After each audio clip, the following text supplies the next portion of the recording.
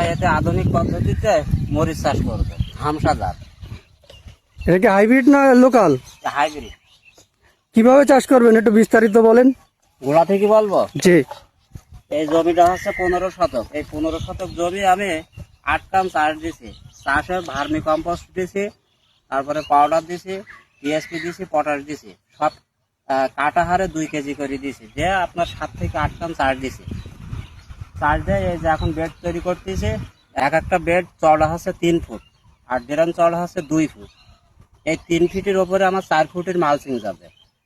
3 fit body থাকবে, 2 আর 1 fit দুই পাশে ঝুলে থাকবে।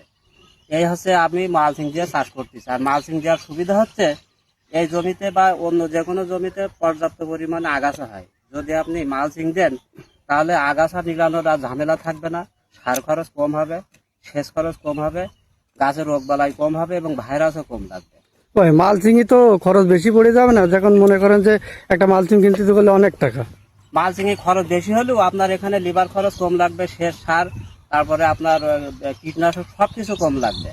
আর সবচাইতে বড় বিষয় হচ্ছে ঝাল গাছ যদি আপনি প্রতিবার নিড়ানি দেন, গাছের গোড়া থেকে শিকড় কাটে।